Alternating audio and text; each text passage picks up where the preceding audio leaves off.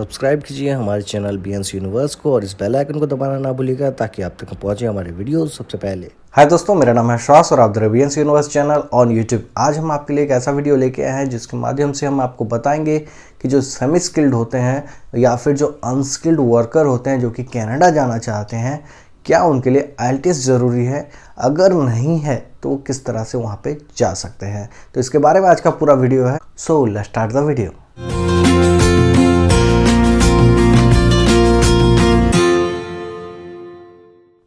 सबसे पहले बात करते हैं IELTS की। IELTS आखिर क्यों चाहिए?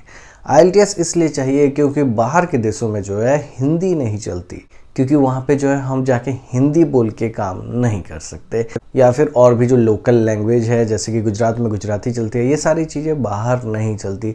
बाहर के एम्प्लॉयर को हिंदी, गुजराती, तेलुगु, तमिल ये सब समझना थोड़ा सा डिफ़िकल्ट हो जाता है, जिसकी वजह से उसे एक लैंग्वेज चाहिए होता है कि भाई मैं इससे किस तरह से कम्युनिकेट करूंगा। तो जनरली ये देखा गया कि जिस भी कंट्री में आप जा रहे हैं वहाँ पे जो लैंग्वेज चल रही है वो लैंग्वेज आपको आनी चाहिए। उसके लिए अलग अलग कोर्सेज चलते हैं, जैसे कि अगर आप फ्रांस जा रहे हैं देन फ्रेंच लैंग्वेज आनी चाहिए। अगर आप USA, कनाडा, न्यूजीलैंड, ऑस्ट्रेलिया या फिर UK जाना चाहते हैं देन आपको इंग्लिश आनी चाहिए। तो इस तरह से रहता है। तो IELTS क्यों चाहिए? IELTS इसलिए चाहिए क्योंकि जनरली इंडियंस जो हैं वो इंग्लिश स्पीकिंग कंट्री में जाना चाहते हैं, क्योंकि वहाँ पे इंग्लिश चल रही है। तो वो लोग चाहते हैं कि आपको इंग्लिश आती है या नहीं वो हम देखना चाहते हैं, जिसकी वजह से उन्होंने एक एग्ज़ाम रखा है। वैसे तो कई सारे एग्ज़ाम हैं इंग्लिश लैंग्वेज की प्रोफिशिएंसी चेक करने के लिए, लेकिन सबसे ज़्यादा जो पॉपुलर है वो IELTS है, जिसे कि हम IELTS भी कहते हैं। तो जो लोग भी इंग्लिश स्पीकिंग कंट्री में जाना चाहते हैं तो उन्हें ये एग्ज़ाम क्लियर करनी पड़ती है, ताकि ये साबित कर सके कि हाँ भाई हमको जो है इंग्लिश आती है। और जब बात आती है बैंड की, देन यहाँ पे जो है अलग अलग बैंड के हिसाब से आपकी प्रोफिशिएंसी को बताया जाता है कि भाई आप किस पायदान पे हैं। अगर आप 7 एंड अबव ले आते हैं देन आप एक अच्छे यूज़र हैं इंग्लिश के। अगर आप 6 के आसपास लाते हैं देन आप जो है ठीक ठाक यूज़र हैं, और उसके नीचे अगर आप लाते हैं देन आप जो है कम काम चलाऊ कर सकते हैं। बट अगर आप 4 के नीचे आ जाते हैं देन जो है मामला थोड़ा सा गड़बड़ हो जाता है, और इसमें ये हो जाता है कि भाई शायद इसको इंग्लिश नहीं आती होगी, या फिर शायद ये कम्युनिकेट ठीक तरह से ना कर पाए। तो इसलिए जनरली ये देखा गया कि हर एक प्रोग्राम का जो मिनिमम IELTS के बैंड रिक्वायर्ड होते हैं वो होता है 4 बैंड। और जैसे कि हम अगर कनाडा की बात करें देन CLB 4 मांगा जाता है मैक्सिमम प्रोग्राम के मिनिमम जो रिक्वायरमेंट होते हैं। पर यहाँ पे काफ़ी सारे लोग आर्ग्यू करते हैं कि भाई हमने सेंट्रल स्कूल से पढ़ाई किया था, मतलब केंद्रीय विद्यालय से पढ़ाई किया है, या फिर और कोई इंग्लिश मीडियम स्कूल से हमने पढ़ाई की है, तो हमें IELTS की क्या ज़रूरत है? हम तो already through out English medium से पढ़े हैं, देन हमें IELTS की क्या ज़रूरत है?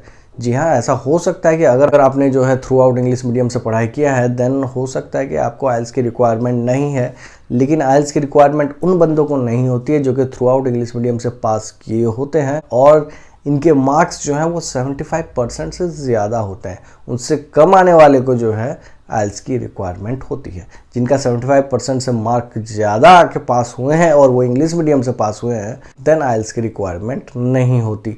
बट इसके लिए भी काफ़ी सारी चीज़ें करनी पड़ती हैं, तभी जाके जो है आप किसी इमिग्रेशन प्रोग्राम में जा सकते हैं, क्योंकि काफ़ी डिफ़िकल्ट होता है लोगों को कन्विंस करना कि हाँ भाई हम इंडिया में जो है एक इंग्लिश मीडियम स्कूल से पढ़े थे और हमारे हिसाब से जो है हमें इंग्लिश में CLB 7 या 8 के आसपास हमारी स्कोर होगी बोल के। लेकिन कितना होगी वो तो उनको एग्जैक्टली नहीं पता है। एग्जैक्टली जानने के लिए जो है IELTS एग्ज़ाम दे दें तो ज़्यादा अच्छा है। थ्रू आउट इंग्लिश मीडियम में आपने पढ़ाई किया है देन थोड़े से ही पैसे डालने होता है बस, और उसके बाद जो है आपके पास एक सर्टिफिकेट आ जाएगा जो कि 2 साल तक वैलिड रहेगा, जो कि हर किसी को बता सकता है कि भाई आपको इंग्लिश कितनी आती है। इसलिए जो है IELTS एग्ज़ाम दे दें अगर आप जो है इंग्लिश मीडियम से पढ़े लिखे हैं। अगर आप इंग्लिश मीडियम से नहीं पढ़े लिखे हैं देन तो ये आपके लिए ज़रूरी है। इसमें कुछ लोग पूछते हैं कि क्या हम जो है स्टूडेंट वीज़ा के टाइम जो है जा सकते हैं विदाउट IELTS? जी हाँ, आप जा सकते हैं विदाउट IELTS, लेकिन इसके लिए जो है आपको एक प्री सेशन कोर्स करना पड़ेगा, और वो चीज़ करने के बाद जो है आप जो कोर्स के लिए एनरोल होना चाहते थे उस कोर्स में आप एनरोल हो सकते हैं। अब बढ़ते हैं कुछ ऐसी चीज़ों के बारे में जो कि मैक्सिमम जो अभी जो हमारे सब्सक्राइबर देख रहे हैं वो जानना चाहते हैं कि सेमी स्किल्ड या फिर अनस्किल्ड वर्कर जो है, जो कि NOC कोड C या D में आते हैं, अगर हम कनाडा की बात करें तो क्या उनके लिए IELTS ज़रूरी है, और अगर IELTS ज़रूरी है तो कितना चाहिए होगा। अगर आप कनाडा के मैक्सिमम जो प्रोग्राम है जो कि वर्क परमिट से रिलेटेड है उसमें अगर आप देखिए देन जनरली वो लोग जो हैं बात करते हैं NOC O A and B के बारे में, और जिसके आइल्स के रिक्वायरमेंट भी वहाँ पे लिखे होते हैं कि CLB 6, CLB 7 या फिर CLB 8 चाहिए बोल के, और कुछ जगह पे जो है CLB 5 तक भी मांगा जाता है इन NOC कोड के लिए, खास करके NOC B के लिए CLB 5 भी कई जगह पे मांगा जाता है। तो ये एक चीज़ है कि भाई NOC O A and B तो हो गया जिसमें कि स्किल्ड बंदे जाते हैं। अब जो अनस्किल्ड या फिर सेमी स्किल्ड बंदे हैं जो कि NOC C and D में अप्लाई करेंगे वो कहाँ जाएंगे, उसके बारे में कहीं पे भी इतना ज़्यादा डिटेल नहीं दिया होता है कि उनको आइल्स चाहिए नहीं चाहिए, कितनी एजुकेशन चाहिए या नहीं चाहिए। इसलिए हमने जो काफ़ी ज़्यादा सर्च किया इसके बारे में और पूरा डिटेल जो है एक आर्टिकल के रूप में हमने अपनी वेबसाइट में पब्लिश कर दिया है। आप चाहें तो उस पर पढ़ सकते हैं क्योंकि काफ़ी लंबा आर्टिकल है और उसके बारे में अगर मैं पूरा बताता गया देन हो सकता है ये वीडियो जो है 1-2 घंटे का हो जाए। इसलिए यहाँ पे जो है मैं आपको मेन चीज़ें यहाँ पे बता देता हूँ जो कि उस आर्टिकल में है, ताकि आपको समझ में आ जाए कि आइल्स कितना रिक्वायर्ड है NOC कोड C और D वाले जॉब के लिए।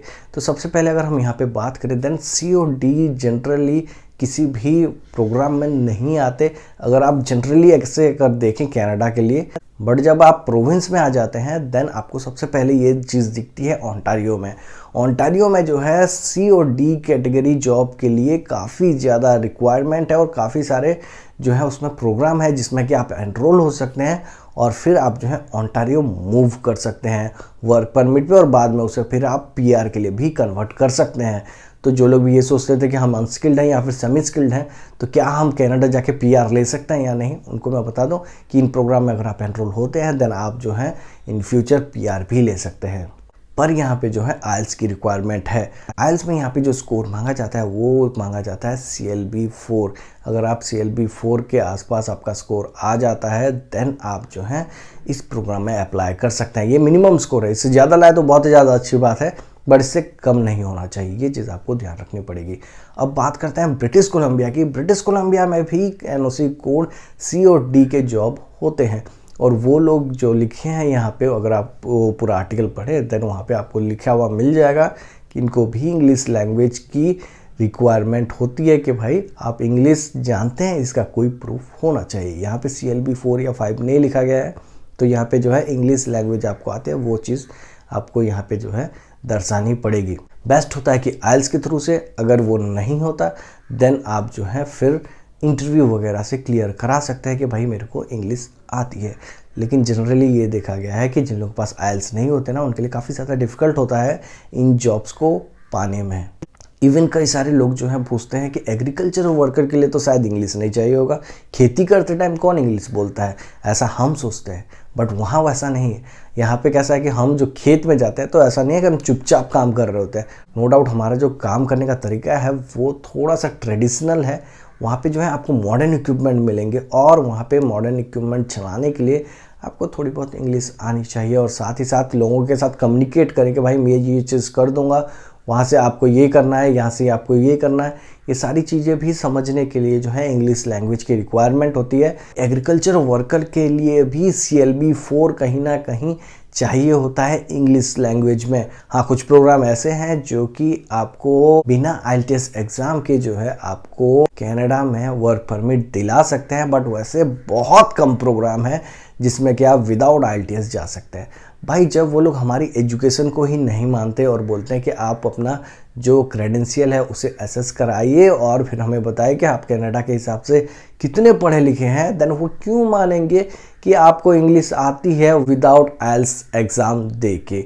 तो इसलिए जो है मैं यही बोलूँगा कि हो सके तो अपना क्रेडेंशियल जो है उसे एक बार असेस करा दीजिए, वेस्ट से कराएं या फिर किसी और से कराएं, और साथ ही साथ अपना जो है एक IELTS दे दीजिए। काफ़ी सारे प्रोग्राम में जो है वो IELTS में सिर्फ CLB लेवल 4 मांगा जाता है जो कि काफ़ी कम माना जाएगा और आप इजीली इतना स्कोर ला भी सकते हैं। हाँ, पर दिक्कत आ रही है देन विदाउट IELTS आप ट्राई कर सकते हैं, बट मेरा ये मानना है कि जो NOC कोड C और D है जिसमें कि काफ़ी कम जॉब अपॉर्चुनिटी रहते हैं और इनके जॉब्स ढूंढना भी काफ़ी ज़्यादा डिफ़िकल्ट होता है, और ऐसे जॉब्स जनरली जो वहाँ पे इंटरनेशनल स्टूडेंट्स गए हैं ना वो इंटरनेशनल स्टूडेंट्स हथिया लेते हैं। खास करके जो सिटी वाले जॉब होते हैं वो स्टूडेंट हथिया लेते हैं। रूरल एरिया में जनरली स्टूडेंट्स नहीं जाते इंटरनेशनल स्टूडेंट, तो वो रूरल एरिया वाले जॉब जो है उसके लिए हम सबको जो है वहाँ पे फाइट करनी पड़ती है कि भाई भाई ये कुछ जॉब बच गई है और इसमें जो है अगर लोकल कनाडा का सिटीजन अगर नहीं अप्लाई कर रहा है देन हम जो इसमें अप्लाई कर सकते हैं।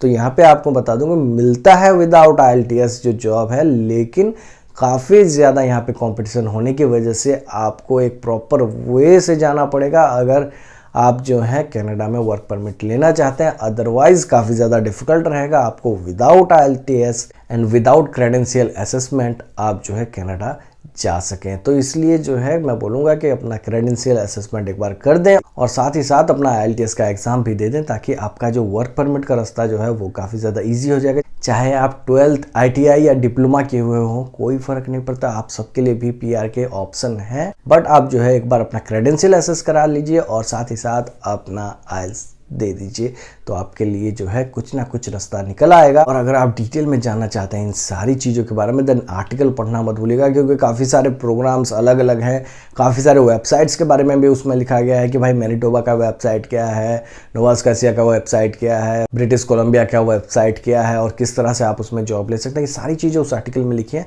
तो आप चाहें तो एक बार जो है एक गो थ्रू कर लीजिए उस आर्टिकल से। और आपको फिर भी कोई डाउट आता है देन आप जो है कमेंट सेक्शन में कमेंट कर सकते हैं, हम उसका जवाब दे देंगे।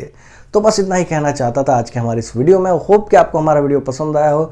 अगर आपको हमारा वीडियो पसंद आया है तो लाइक बटन जरूर क्लिक कीजिएगा और साथ ही साथ हमारे चैनल को सब्सक्राइब नहीं किया है तो सब्सक्राइब करते हुए जाइएगा। दिस इज विश्वास साइनिंग ऑफ, स्टे कनेक्टेड।